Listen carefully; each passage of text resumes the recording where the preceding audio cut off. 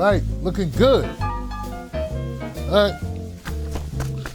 Loving it, I'm loving it.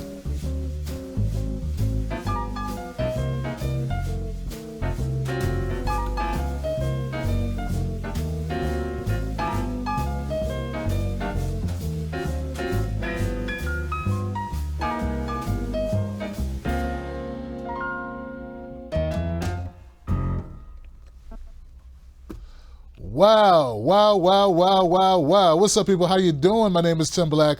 Welcome to the Tim Black at Night Show. You are tuned in. It is Tuesday. Thank you very much. People on Periscope, my people on Facebook, YouTube. Glad to have you. Truth Bomb activist, Tim Black Wolfpack in the house. Once again, shout out to Roar Media. Shout out to the Tim Black Wolfpack crew, whether you're on Facebook or you're on YouTube. Thank you, guys. Also, guys, I saw a new member in the Tim Black Wolfpack squad. So, Christopher Spears, welcome to the show. Welcome to the Wolfpack, Christopher Spears. Meant to shout you out, my friend. Everybody on Facebook, I got my usual line of suspects with Patricia Gardner, Rose Wade, Chris Collins. I see the whole crew lining up. Steve is in the house. Is Steve here? Marcus is in the house. Helen Ford's in the house at justinform.com. Gigi's in the house. We're going to talk about Just Inform later. Is Nessa? Nessa's here. All right. We're looking good, guys. We're looking good. You two people in the house. Dave is my Dave. Dave's in the house. Frederick Murphy. Deborah. Lee Cox is in the house. Jilly Love's in the house. Lisa Moika. Carol Johnson. Karen Mitchell. April Kester. Whole lot of people in the house. What's up, William? What's up, Amaz? What's up, George? William Bacall. And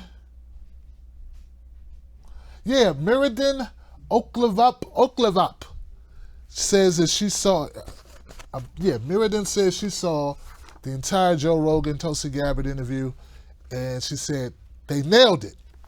And she's right. And that's, I'm giving it a little bit away, but we're going to talk about it tonight. We're going to talk about it tonight. So thank you guys so much for tuning in. Please share this now on your social media accounts and let people know that we are live now. If they want to come join us, they can do it. All right? Yes. So I got my coffee going on. And we got some news topics we got to hit tonight. Keep everybody up to date with what's going on in the world around them. You know, you got a lot of stuff happening. You got work, you got kids, you got family, you got all types of things to take care of. My job is to try to stay on top of this news cycle, which is crazy. But we're doing as best we can. A couple of announcements. Mike Gravel will be my guest tomorrow, 9 p.m. Eastern Standard Time. Be here. Mike Gravel, Senator Mike Gravel, also presidential candidate for 2020 for the Democratic primary. That same Mike Gravel. You've seen him on the Humanist Report. You've seen him on TYT, and he's going to be right here. So this is going to be great on TBTV. On Monday, we got Max Blumenthal. He's got an amazing book called The Management of Savagery. And he's going to come share it with us. That's on Monday. So Tim Black, I'm getting back into interview mode. Some of you may know that last year I was probably the most prolific interviewer on YouTube, on social media, on independent media. So I'm returning to my roots, so to speak. Get back to the grind, you know? So great guys, tune in. Oh, and also tomorrow, and every Wednesday, unless I announce otherwise, every Wednesday, 1 p.m. Eastern Standard Time, join me on justinform.com for your coffee break, because it's Coffee with Tim Black on justinform.com. So please be there, Wednesdays, 1 p.m. Eastern Standard Time. Woo, we got a lot of spring cleaning, didn't we? Oh, man, all the mothballs out. We dusted everything off, so now we're ready for the show. Now, look, I got a couple of stories I want to hit up. Tulsi Gabbard, as we stated earlier, she was on the Joe Rogan podcast. He had her back. They had an extensive conversation. We're going to talk about that. We got a tragedy in Texas. Texas officer shoots a pregnant woman. We're going to talk about that. Cory Booker's pissed off because he feels that, well, he's not upset, his people are. What's the title of the article? How they put it so well? The epitome of privilege. Booker supporters seethe over Buttigieg mania. Buttigieg. I'm tired of arguing with people about how to pronounce this guy's name. Pete. They got Pete. All right. But we're going to start the night off with Elizabeth Warren. So Elizabeth Warren, she decided that, hey, she needs to mix things up, get back into the heat of the moment. The presidential race is being, a lot of more noise is being made, but she's not making a lot of the noise. And a lot of people are wondering why. Why isn't Elizabeth Warren making more of an impact on the Democratic primary so far? I mean, she's a candidate who definitely has the bona fides. She's been in the business for a while. People know who she is. And it's like, why she can't seem to stay in the top of the pack? It's important to stay in the hunt, even in the early days. It's very, very, very early. So Elizabeth Warren, known for her policy measures, known for policies that she's been putting together, and the most prolific of platforms, the most prolific detailed platforms in the Democratic primary race, bar none, would be Elizabeth Warren. And she's coming up with new policies, it seems like, almost every week. But that just wasn't enough to kind of crack her through the crust of the tundra. The earth is frozen above her. So I want to share with you, right? I want to share with you some tweets she sent out, and also Facebook posts. So it's the same thing, right? Elizabeth Warren's making noise now because she decided she will not go on the Fox News program on the town hall. She will not hold a town hall on Fox News. Unlike Bernie Sanders, unlike Amy Klobuchar, she will not give their network the time of day. So let's go to those tweets where she breaks it down in full detail. Miss Warren. Okay. So these are a series of tweets that she sent out, guys, and I have them listed here. Let's start with tweet number 1. I love town halls. I've done more than 70 since January, and I'm glad to have a television audience to be part of them. Fox News has invited me to do a town hall, but I'm turning them down. Here's why.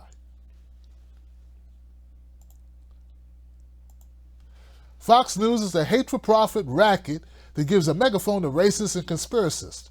It's designed to turn us against each other, risking life and death consequences, to provide cover for the corruption that's rotting our government and hollowing out our middle class. Hate for profit works only if there's profit. So Fox News balances a mix of bigotry, racism, and outright lies with enough legit journalism to make the claim to advertisers that it's a reputable news outlet. It's all about dragging in ad money, big ad money.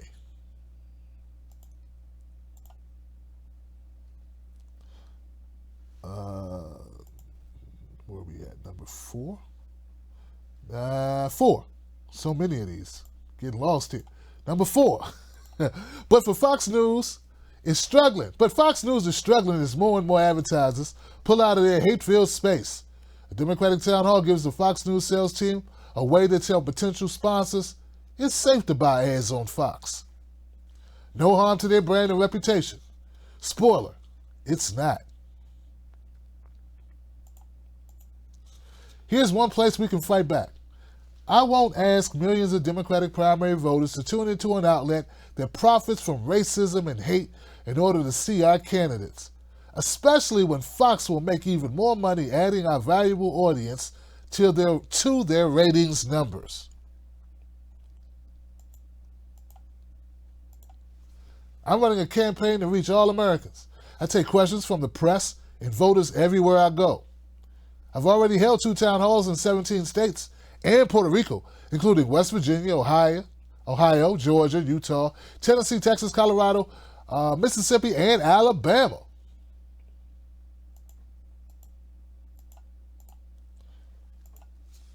Last, I've done 57 media avails and 131 interviews, taking over 1,100 questions from press just since January.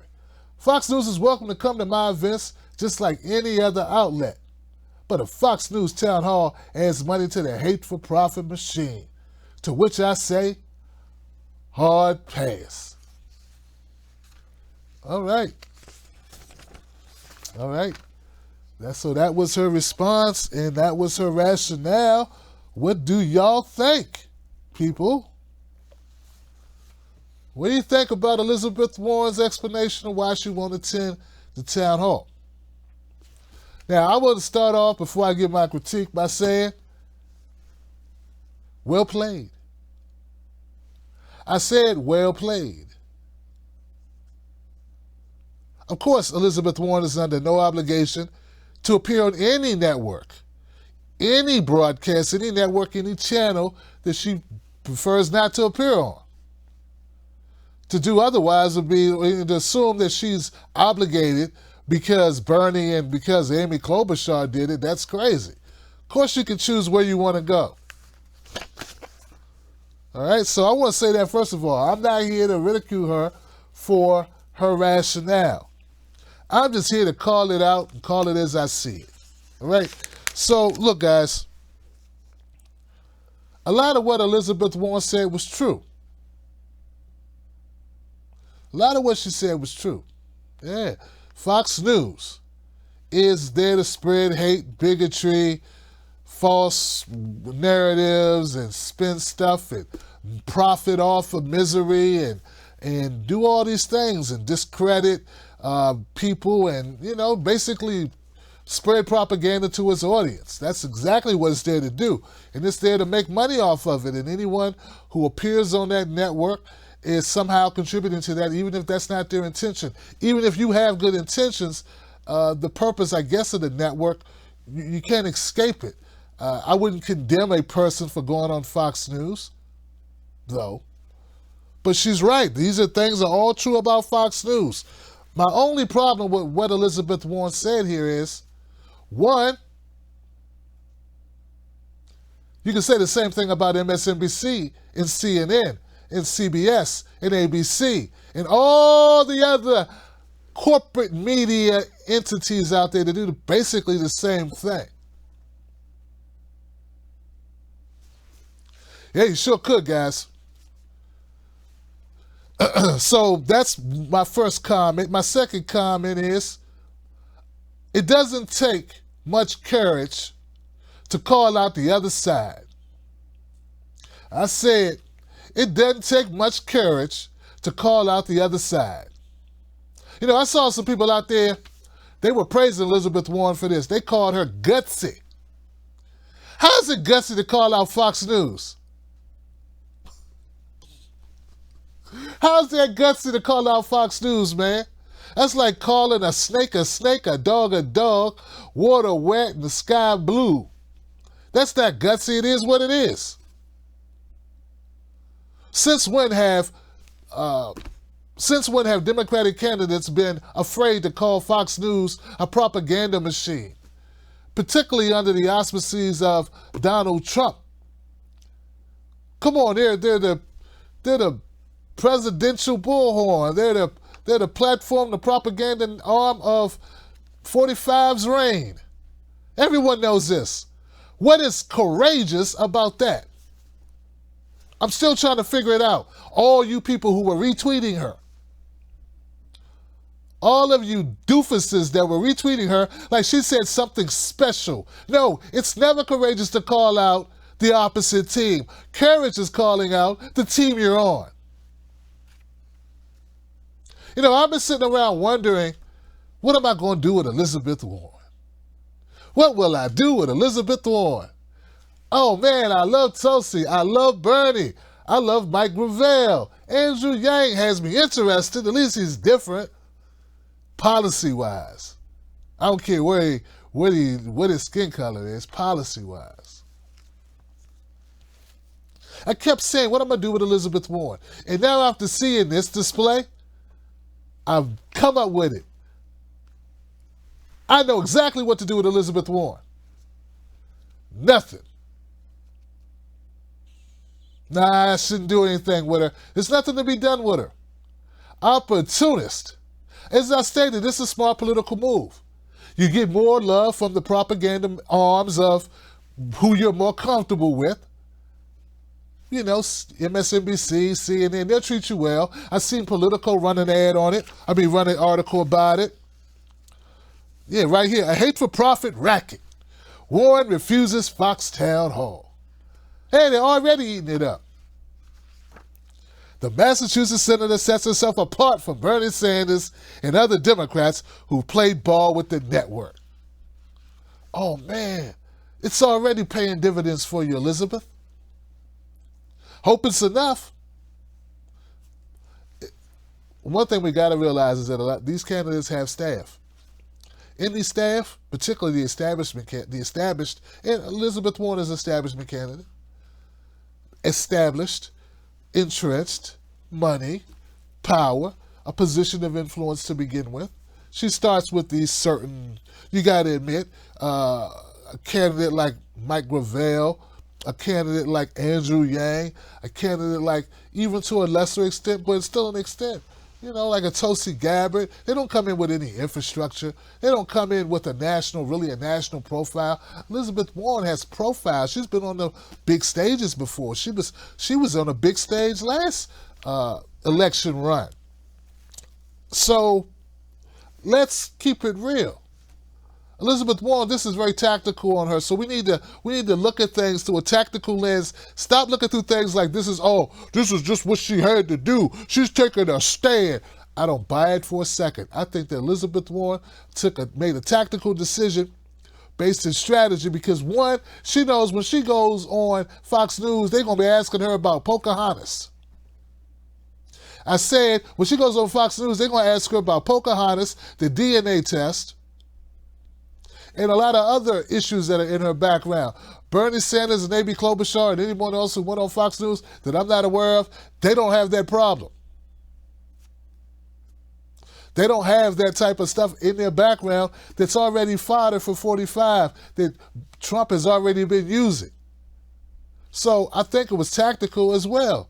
Not just for that, but for a lot of other reasons. And one of those being, hey, it's just going to play well with the type of media that she needs to make inroads with in order to make more headway in her campaign, because her campaign is not doing so well. That's if you believe the polls. And when it comes to Elizabeth Warren, I somewhat believe them. She's not getting enough coverage, even though she has a lot of policies. She's got to mix it up. And I think this is her way of mixing it up. Now, I'm not saying that this isn't a good move for her. What I'm saying is, it just shows she's playing political games. What candidate doesn't want to reach more people? I'm serious, guys. What candidate doesn't want to reach more people? Elizabeth Warren not going on Fox News is not going to change how much money they make. They're killing CBS and MSNBC and CNN. They're not even close. Man, more people watch Fox News than watch CNN and MSNBC combined. And you're telling me she's making this decision. That's without her being on the network. So what you're telling me, all of you people on Twitter who were throwing kisses, Elizabeth, that Elizabeth not going is going to change everything. Like Fox News is sitting back going, man, we're about to go under. I don't know how we're going to keep the lights on in this place. How will we afford our cushy jobs, our cushy car services, and our great spread of bolognas and cheeses and hams and pretzels? How will we afford Danishes next week? Somebody get me Elizabeth Warren in here. She can save us. Nah. They don't need Elizabeth Warren for anything. Tucker Carlson, whatever her name is, the mean one, they're doing just fine. They don't need Elizabeth Warren. So, but people are so gullible. So gullible. Oh, Elizabeth Warren is standing up for us. Bless their hearts. Just dumb. Just believe anything. Just want to believe it so bad. Look at Elizabeth Warren, such a fighter. Man, Elizabeth Warren would turn tail and run on you so quick you wouldn't even know she was there. Like, we're going to go in here, Elizabeth Warren, we're going to give him a fight. Elizabeth! Elizabeth! Where'd you go? Get out of here.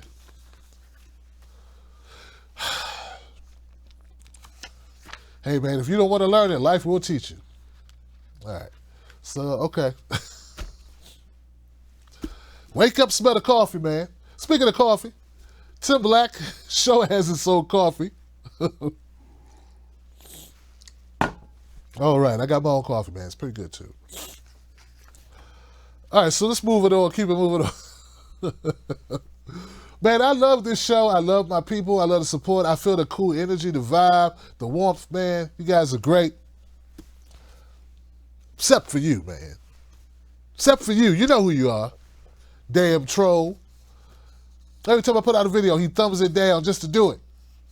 Video could be 20 minutes long. In the first minute, he already thumbs it down. How did you thumb down a video you only watch? It only been up a minute. You can't even watch it for more than a minute. Hater. But everybody else, you cool. All right, so let's keep the party going. Let's go to Cory Booker. There's been a couple of articles I read about this, okay? And I did a quick Instagram post about it in my own Tim Black style. You know, I got my own style of doing things. Say what you want about me, but I got my own thing. Got my own style, got my own way of being. Don't have to, you know. It may not be great, but it's mine.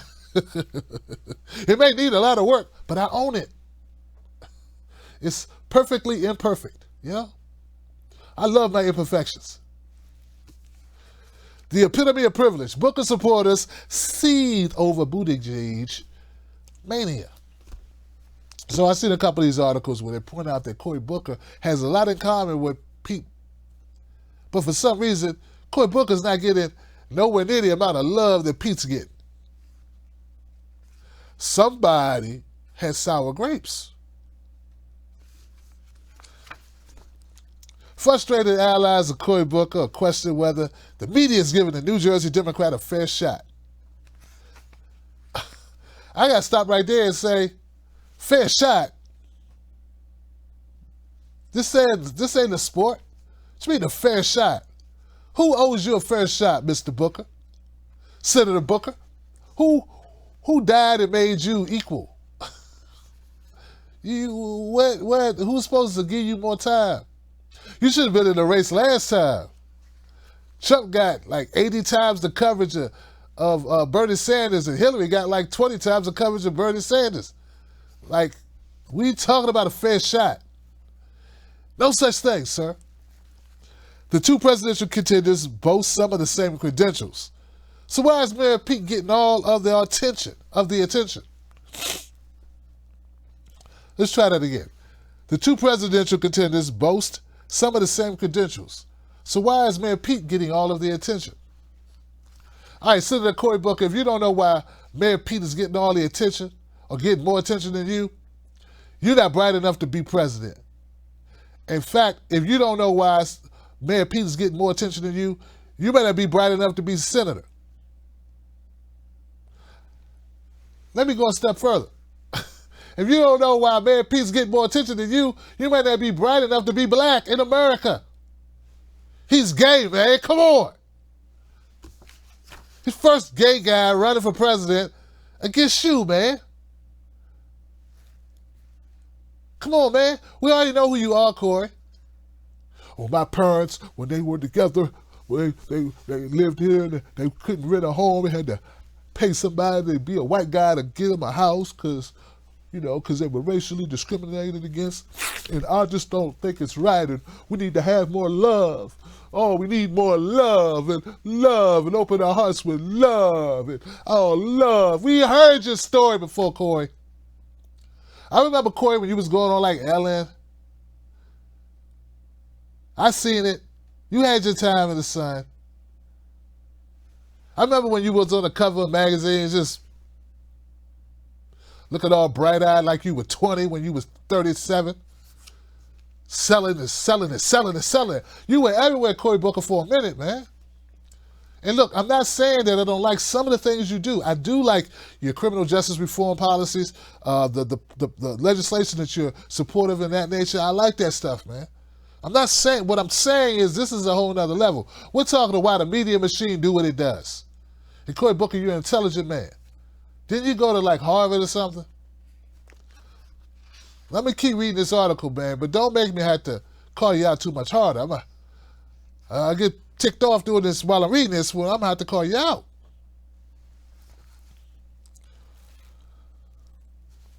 Say, one of the Democrats running for president is a youthful, former Rhodes Scholar who speaks more than one language and cut his teeth as a two-term mayor. The other is Pete Buttigieg. See what they did there? But see, because Cory is also a Rhodes Scholar. And Cory is also young compared to, you know, what presidents usually are. And he's the two-time mayor. He was the mayor of New Jersey before he became a senator. All right, so they says, you know, they talk about stuff. He says, he's at a disadvantage anytime he's not treated on the same playing field as the other candidates, said Representative John King, who endorsed Booker. There should be a campaign where people start to question the process when there's not fairness, especially within the media. All right, sir, Mr. John King. As I stated earlier, I don't know if you just started watching this video. I don't know if you were just born you were born in 2017 and you missed 2016 or you fell asleep. I know what it was. You had you hit your head in 2015. You had amnesia for the entire 2016. You woke up and Trump was in office. That's what it was. All right, I get it now. You caught a rare condition which made your memory go away for a set amount of time, just long enough to miss the entire 2016 election. You woke up after Trump was in office and all the media was, you didn't notice nothing. You knew nothing. Because see, that's the only way that you can realistically make a statement about media fairness in the United States. Like, there's no way you can make that claim. You know media is not fair in the United States. Man, if they're not covering black people getting shot or black people shooting people, they don't cover black people. Unless, that's the criteria. If it's not, how often do they cover poor white people? If the poor white people aren't shooting black people or getting locked up or like on drugs or ODing or something, they're not covering poor white people. They cover well-to-do white people in the valley. When was the last time you seen a Native American on the show, on TV, on media ever, like being covered, except a blanket, a crime scene blanket? When was the last time you saw a Native American being covered in a story? Hell, at Standing Rock, there were thousands of people there. They're supporting a Native American cause back in 2016, 2015. And they wouldn't cover it. They were there for about a year. And you didn't hear about it till the very end, if you heard about it at all. Talking about fairness in media.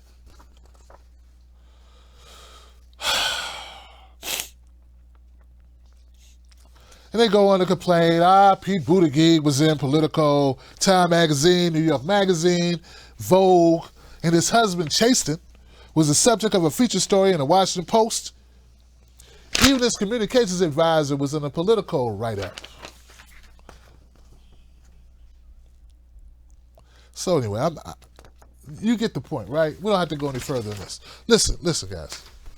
I'm not saying it's right. I'm not saying it's wrong. But new is new. New is new. Pete Buttigieg is new. And this is also what I think about Pete. And as much as I like to say, it's all a conspiracy, they wanna push Pete on us, they will push whatever will sell clicks and views. You heard Elizabeth Warren? They got to stop Fox. They got to stop, so they're pushing Pete Buttigieg, you know? But this is the catch about it. They build up Pete, build him up, build him up, build him up, build him up, build him up, build him up, build him up, and then they tear him down, tear him down, tear him down, tear him down. Mark my words, they're going to find something on Pete. They're going to find something, and it's going to stick a little. And you'll see Pete, like a leaf, float to the ground. It's what happens. It's what they're there to do. The corporate media is not left or right. Not truly. It is more than anything else. It is corporate. And their main objective is to make money. And as long as they can make money, they are very much happy. So, Cory Booker, his complaints are valid. Pete Buttigieg is getting a lot of sunshine, a lot of spotlight, I should say. But you live by identity politics, you die by identity politics. If that's all there is, and frankly, I think that it really is all Pete Buttigieg has is identity politics. I mean, to me, he's not as interesting as people make him out to be. Other than who he's married to, I fail to see much innovation in his policies. To me, he's a boring speaker. He's articulate, but he's still boring. And don't get me wrong, I don't need the better or work thing going on, but I fail to see, other than putting on the veneer of a very decent human being, I don't see much else there, man. I definitely don't see enough that's going to beat Donald Trump. You're not going to nice guy your way into beating Trump. You have to beat him by attracting voters. So anyway, I don't think it's going to even come down to that. Cory Booker,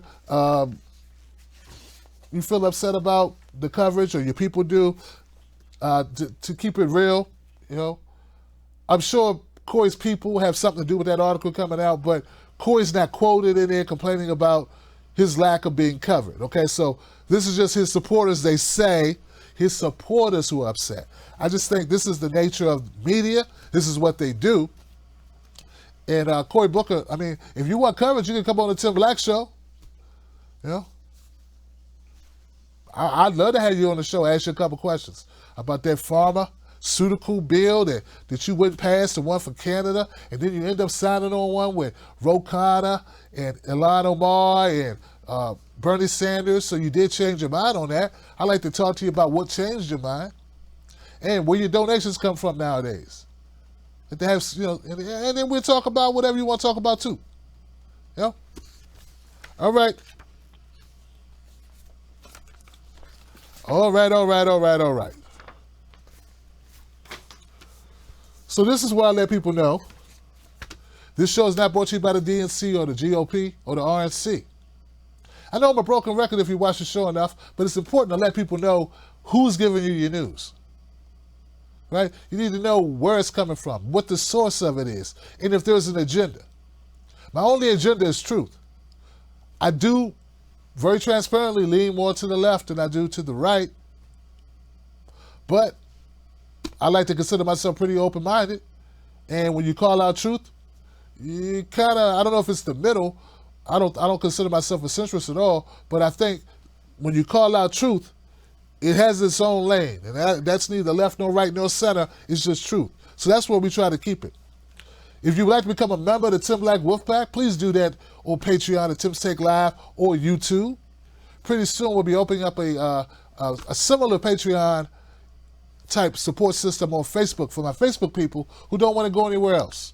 They like Facebook, they want to stay there, they're comfortable there until they get tired of Zucks, they're going to be there. So we're going to open up that alternative on Facebook. So anyway, back to the show. Tim Black's Wolfpack, that's the wolf behind me. Become a member. We got a lot of members. You'll see them in the comment sections. Great people. All right, so let's go to Tulsi Gabbard and Joe Rogan. How about we do that?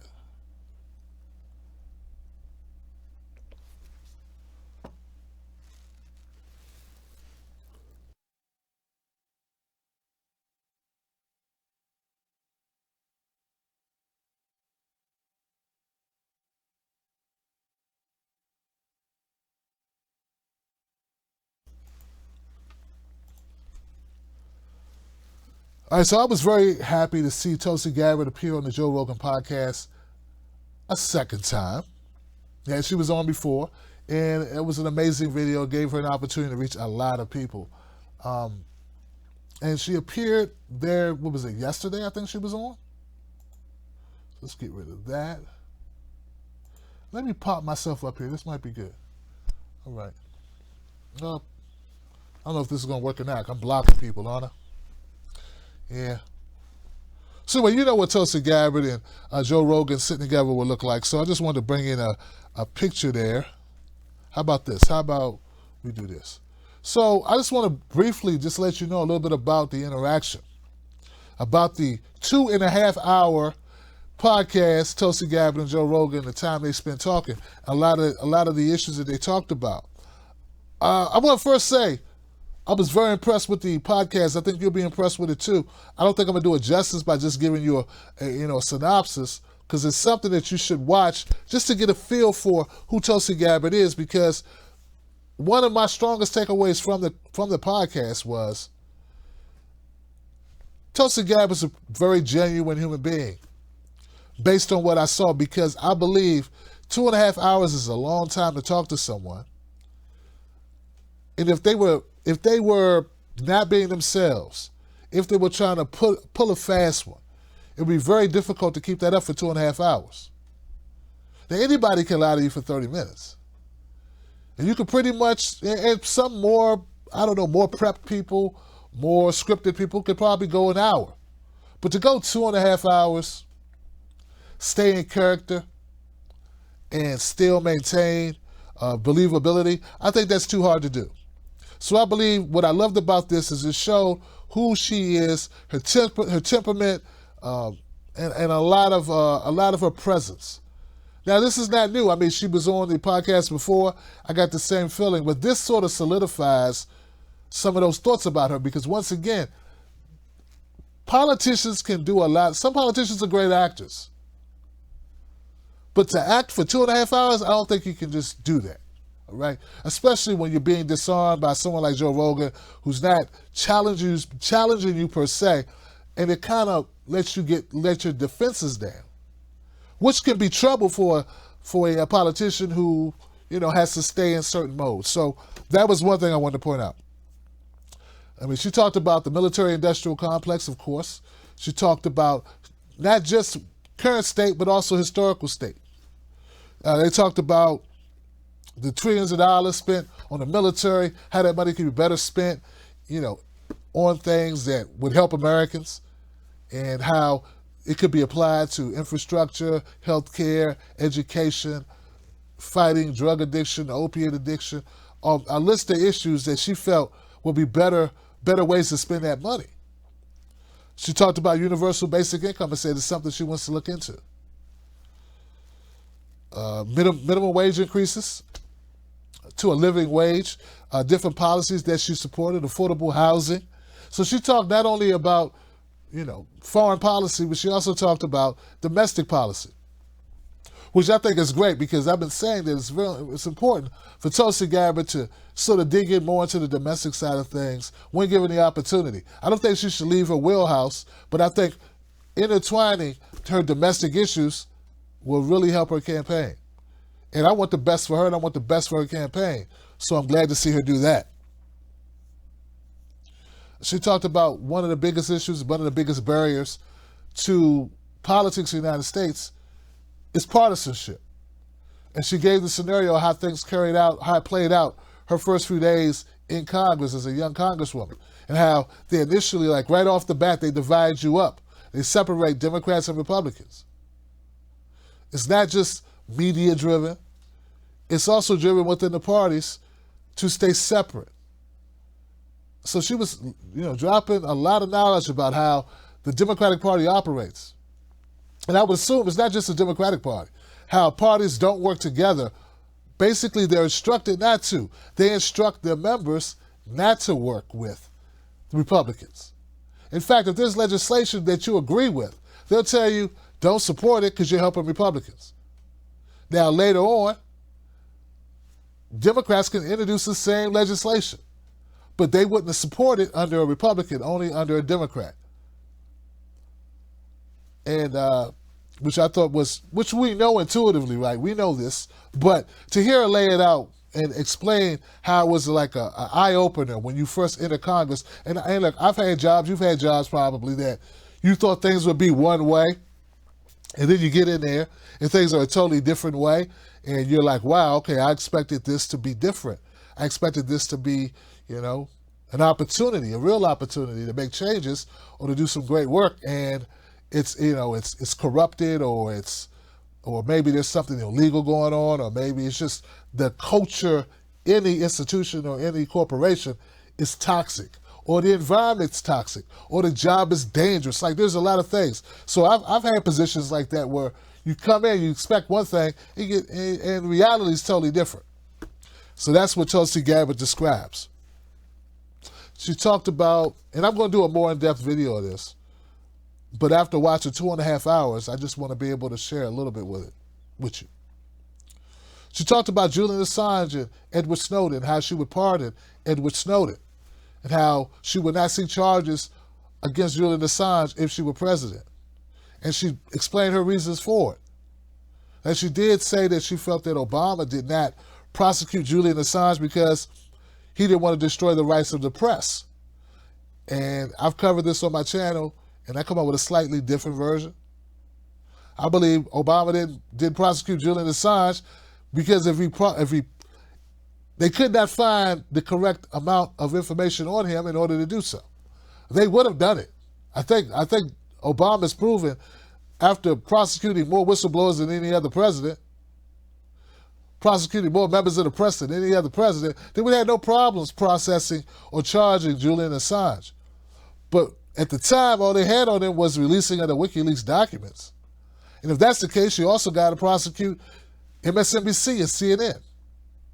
So that's not favorable. As Elizabeth Warren wants to play on the home turf, that's the home turf for the Democratic Party. So Democrats don't want to have to prosecute CBS or ABC or MSNBC or CNN. But if it would have been Fox, they probably would have had no problem with it. Tulsi also went on to talk about money in politics being at the root of the problem, and how service should be why you're in it, not for money or donors or trying to get reelected. So once you get money out of politics, you got a better chance of us having public servants that actually serve the public instead of serving special interest. So like I said, it was a remarkable interview, but also not remarkable, because it's just two people having a conversation and both people being open and honest. And that's what I loved about it. Tulsi Gabbard, there was one point where, and I could also tell that Joe Rogan, authentically likes Tulsi Gabbard as a person and her ideas, which he stated more than once. And he asked her, like, why would you ever want to run for president? This is just crazy. Why would you want to put yourself in a situation where you'd have to deal with people who have dirty tricks, dirty tactics, the level of corruption, and all the obstacles and the red tape, the bureaucracy? And Tulsi Gabbard answered it as she normally does. Service. She said, because I don't want to rule the world, I don't want to rule the country. I'm not doing this to be the boss, to be the ruler of the United States. I'm doing this because I want to serve the people. And then she went back to told a story about how when she was a kid and they would clean up the beach, and it gave her joy to be of service. It actually made her feel good as a human being. I mean, it made her feel better doing something with her friends that would help the people on Hawaii, in the environment, than just hanging out playing video games with her friends. So, as you can tell, I really enjoyed it. I got a lot out of the podcast. Once again, I encourage you to go check it out. I encourage you to find out more. I think authenticity is fully on display. I think you're going to realize, if you didn't before, what I really want are people who are naysayers about Tulsi Gabbard to watch this podcast and realize, though you may differ on certain issues, I think you'll come away feeling like you know about her as a person. You know her, sort of like what drives her, what's her motivating force. And I don't think you're going to be able to say that about other candidates who you've only heard talk for 15 to 20 minutes reading a stump speech. All right. And that's why you go on a Joe Rogan podcast. And I hope that Joe Rogan brings on Elizabeth Warren. So now we can see Elizabeth Warren, unless she doesn't want Joe Rogan to make any advertising revenue off of her being on his network, on his platform. So I hope that's not the case, because I'd love to see Elizabeth Warren talk for 2.5 hours and be herself. That'd be great. Hell, why don't we just have everybody go through the Joe Rogan podcast? Like, you know? I mean, me too. Like, after you go on Joe Rogan, then come by the Tim Black Show. Just stop by my house, right? Stop by here. Go there first. I'm realistic, you know? I'm realistic. I can see, you know? But then come by here, you know? I mean, it's my idea. That's the least you can do. All right. What else we got?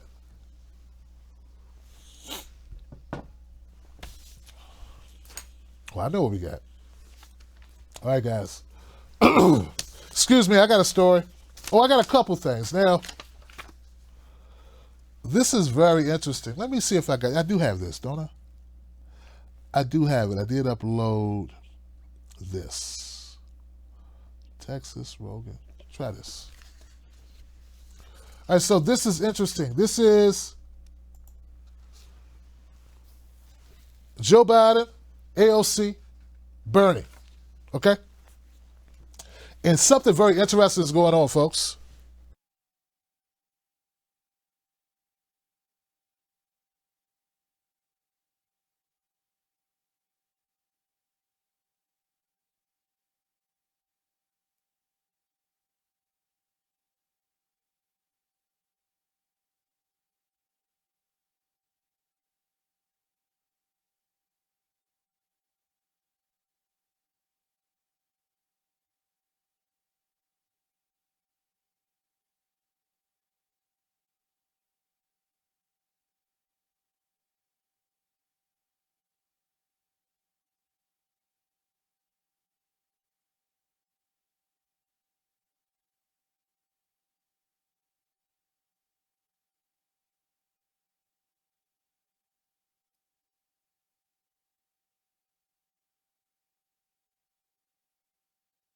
Oops, sorry about that. Something's crazy kind of going on here, guys, I want to share with you.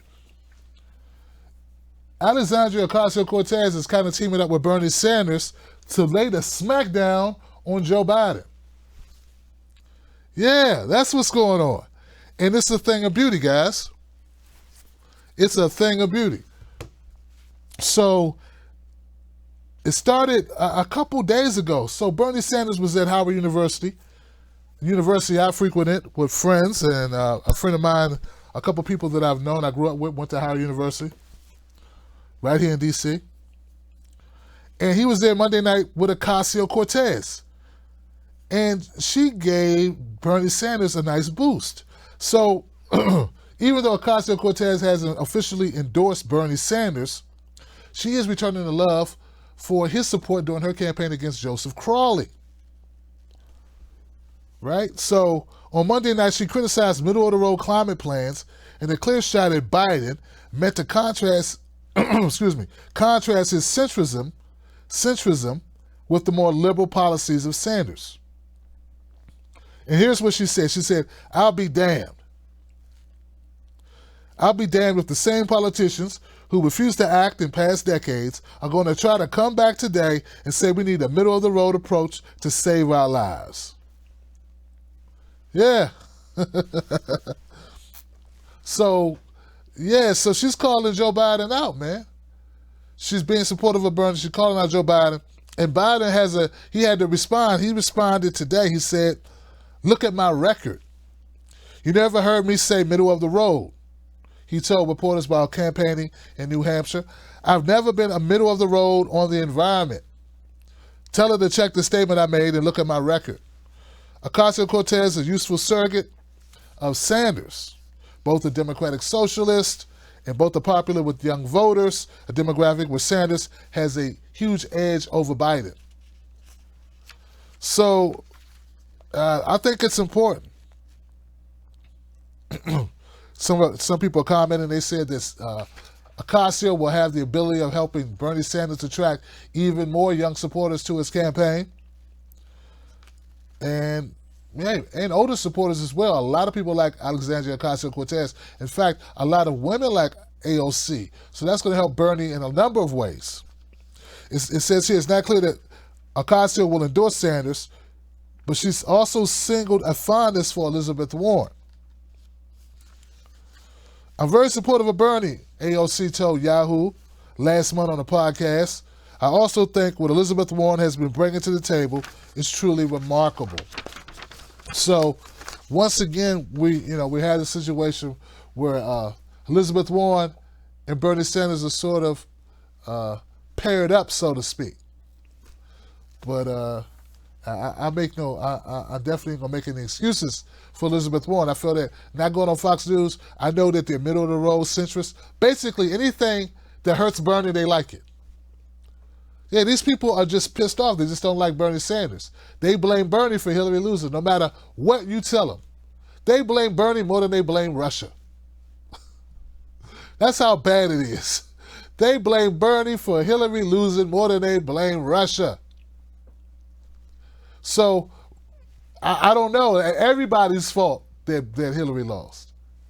And they think that there's something wrong because Bernie called out Hillary's record. And I keep saying you, man, and so I see why they support. Why else would you support a candidate for saying they won't go into, hostile territory? Going into hostile territory is supposed to be something that you applaud. It's not as if people who watch Fox News don't need to be informed. Obviously, Fox News viewers need to be informed more than other networks because, as you stated, they are being misinformed. So forget them being informed. Forget you having an opportunity to wake them up and to give them information. Forget that part. You're just worried about how much money Fox gonna make. I think and the fact that people buy it. I saw some blue checkmark people going, yeah, Elizabeth. Anyway, I'm gonna let that go. I'm trying to let it go. I had to do a video on it because I gotta cover it. All right. Now, guys, I got a video for you. It's about something that happened in Texas. You might not want to see this. In fact, if you don't want to see it, I would not hold it against you at all. It is going to be, disturbing. It's a shooting that took place. Now, I want to give you time to think about that while I go on. Let me just check my people on YouTube. Hey, YouTube people. Chris Bedford, thank you, Chris, and thank you, James Curtis, for the super chats. I appreciate you for supporting the show, guys. So look, if you don't want to see this, guys, I get it. You're far away from where the shooting takes place. It's not graphic, as in you won't see any. You're far away. The camera's far away, okay? But it is reality. It is what took place, and I don't want to sugarcoat it. It is what it is. Then we're going to talk about it. So the clip is very short. It's less than a minute long. I want to play the clip for those who haven't seen it. And then we're going to talk about it. This happened in Houston, Texas. All right. Not Houston, Texas. Baytown, Texas. I'm sorry. I don't want to put that on Houston. Houston was another story that's in the news. Baytown, Texas. All right, guys. Here we go. Now, remember, don't report my video if it makes you feel sad. All right? I just told you, I'm about to play a video. It's going to be graphic in nature. Someone will be shot in this video. If you don't want to see that, I get it totally. Please don't watch the video. Don't report my video. Don't get me shut down because you don't like scary things. This is reality. This is our country. This happened. Somebody lost their baby, okay? All right. All right now. I want no trouble.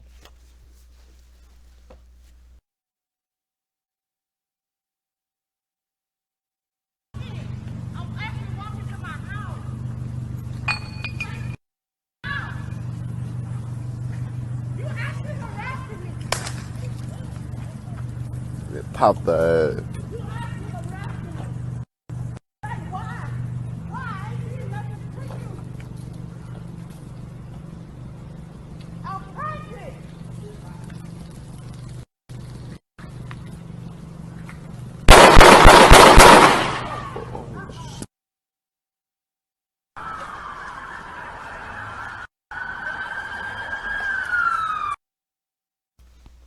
right? All right. Texas officer shooting kills a woman after a stun gun struggle in Baytown, Texas. Police officer shot and killed a woman, Houston area apartment complex, after she hit him with his taser during a struggle, shocking him, police said. In the video recorded by a witness and posted on social media, the officer can be seen standing over Pamela Turner and reaching down to try to grab her arms. Turner, who is lying on the ground outside the apartments in Baytown, yells, "I'm pregnant." Moments later, something flashes as she reaches her arm out toward the officer. Suddenly, the officer pulls away from Turner, steps back, and fires 5 gunshots. Police Lieutenant Steve Dorr said Tuesday that the officer shot at Turner after she hit him in the groin with the taser. Turner did not fire the stun gun, but it shocked the officer when it struck him. The lieutenant said police have since learned from the medical examiner's office Turner, who was 44, was not pregnant. She was pronounced dead at the scene. A spokeswoman with the medical examiner's office declined to comment. Guys, excuse me, guys. All right. I don't want to leave out any important facts here, so let me just make sure. They have not released the officer's name. He's been placed on administrative leave, which is customary. Department is reviewing whether the shooting was in line with its policy on when it's acceptable to use deadly force. Before the shooting, the officer, who's Hispanic and an 11-year-old veteran of the police force, was patrolling the apartment complex. He tried to arrest Turner because he knew she had outstanding warrants. The two had previous dealings, but Dorse did not provide further details about the interactions or Turner's warrants. Turner had 3 outstanding warrants, all misdemeanors, for 2 separate incidents, according to Harris County Court records. Criminal mischief and assault on April 25th,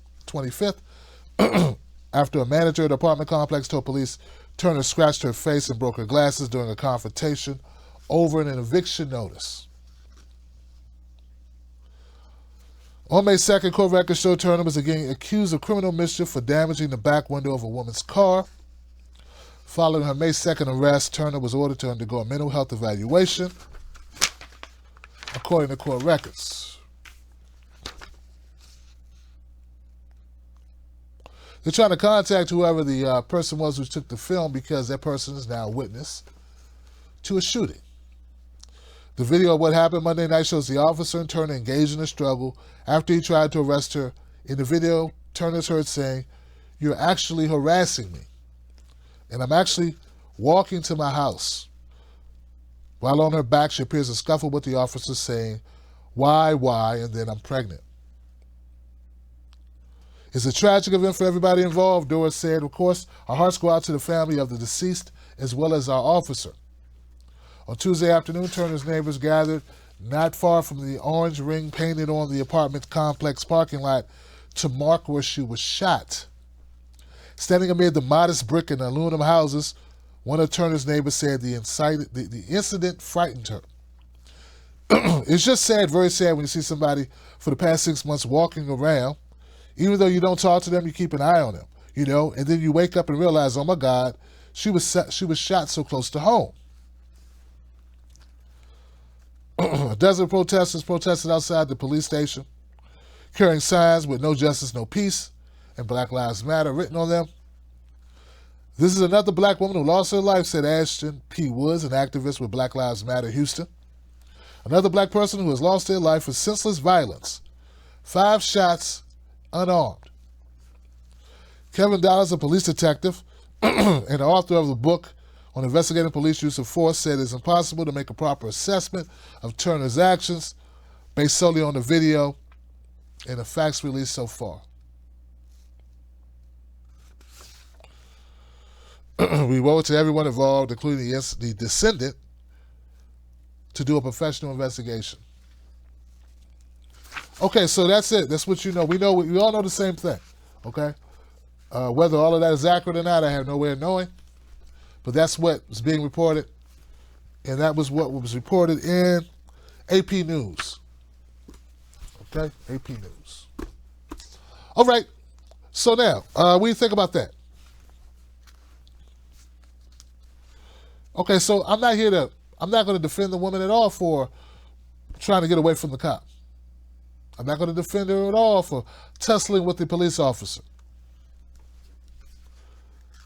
But I will say, in no time did I feel that officer's life was in danger.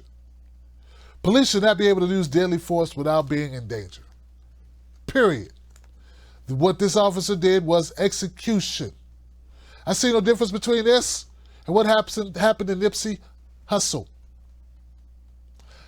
I saw no difference in this and what happened in Nipsey Hussle. You don't shoot a woman 5 times because you got into a little scuffle with her. You're a police officer with a badge, a walkie-talkie, a stun gun, a vest, a car, a walkie-talkie, which can be used to call more people with stun guns and walkie-talkies and guns and cars. So why would you need to shoot her 5 times? Your life was threatened? Is that that's what we're getting at? Now, what I find totally amazing are my conservative type folks who for some reason think it's okay. They'll say, we should be able to keep our guns. You snowflakes, okay? I hear you. Keep your gun, I get you. I understand. It's my Second Amendment right. Well, isn't it also, don't we have a right not to get shot by cops just because they feel afraid of black people? Now, we don't know if he'd have shot a white woman like this. I highly doubt it. It's just something about cops that think that black women are like black men who they very much fear and want to shoot when they get a little itchy, a little scared. But back to the point, man, I didn't see a gun in her hand. I didn't see a knife in her hand. If she'd have had a weapon, it'd be an open and shut case for me. What I'm telling you is black women do not get treated with the same chivalry as white women. I'm not saying that happens in all cases. Of course, there are cases where white women don't get treated well either. But what I'm telling you is, moreover, based on these stories that I've covered over the last 8 years, I've seen this before. At no point in time was this officer's life in danger. That should be the only time. You shouldn't just shoot somebody because they didn't listen. Oh, you didn't listen, so they deserve to die. Not unless you're putting other people's lives in danger, and she wasn't. So, like I stated, on Twitter, I tweeted about it. I said, more than likely this cop will this cop will get away with nothing. Nothing will happen to this cop. He probably won't even be fired. He might even get money. It's probably a GoFundMe he's going to raise money. He'll probably get a promotion. He's going to get time served, time off, and then he's going to get his back pay. A lot of great things are going to happen for this officer. I already know it. I see it.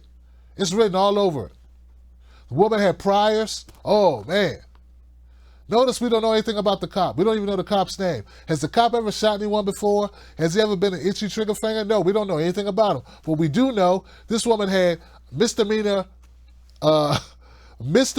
warrant for which she was killed over, basically.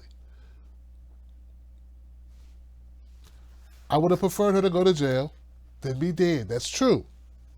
But should she be dead just because she tussled with an officer? She was just trying to get away. She wasn't trying to rob the officer. She wasn't trying to take his gun and go hold up a bank. She wasn't doing, all she was trying to do was get away. That's it. For that shouldn't cost your life. And if you want to say you care about people's rights, human rights, you care about your right to bear arms, you care about your right to barbecue, you care about your right to, vote and all these other things, we should care about the right. The most important right we have is the right to live. This officer was Latino. Keep that in mind. I don't know. I just throw that out there because everything is always white and black. And I don't know if he was a white Latino, black Latino. I don't know. This always comes up. At the end of the day, this officer killed this woman. I don't feel like he had to do it. If you shoot somebody 5 times, you better have a damn good reason to do it. Your life should be in jeopardy if you shoot somebody 5 times. All right. So hopefully the Latino officer will be charged for taking her life unnecessarily. I don't care if she had jaywalking tickets. She got into a fight with somebody trying to... And that was another point I want to point out. Stress makes you do things.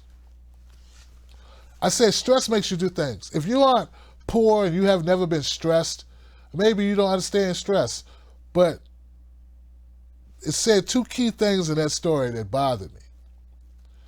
And it's so symptomatic of what I see often. One, she was in a tussle, one of the ones, because she was being evicted and she was trying to fight her eviction. That's one. So we got a person financially stressed with nowhere basically to live. Because why did you fight an eviction if you got somewhere else to go? These are human beings with lives. 2, she's supposed to be evaluated for mental health issues. I wonder how that was going.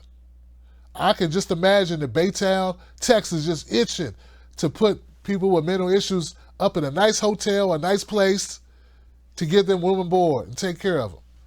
I'm sure the tax-paying people of Baytown can't wait to pay for mentally ill people to be taken care of. I'm being sarcastic, by the way. So those are 2 elements of this story that kind of says everything.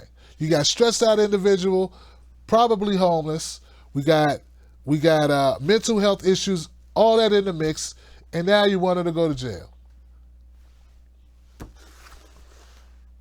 And by the way, a lot of these shootings, a lot of them, not all of them, but a percentage of them, I think it's 40% of all cop shootings are with people who have mentally challenged issues. Okay? My condolences to the family of Mrs. Turner. Like I stated, I don't think it needed to happen. It shouldn't have happened. I didn't see her take his gun and shoot him with his own taser either. Or what they're talking about. He tried to shoot her with he had the taser, she did not take the taser. I don't even know what he's talking about there. All right, guys, I'm Tim Black, Real Tim Black. Let me know what you think on Twitter and on Facebook. Also, find me on YouTube as well, Tim's Take. Instagram, Tim Black at Night. Don't forget, tomorrow, 1 p.m., I'll be at Coffee with Tim Black on justinform.com. Become a member of that show. Don't forget, please, guys, 9 p.m. Eastern Standard Time, Senator Mike Revelle, presidential candidate for 2020 Democratic primary election, trying to win that nomination, wants to get on that debate stage. It's an icon, hero, a lot of things. Wait till you hear his story. He'll be here tomorrow, 9 p.m. Eastern Standard Time. All right. I love you guys. Got nothing but love for you. I see you on the next one. Peace.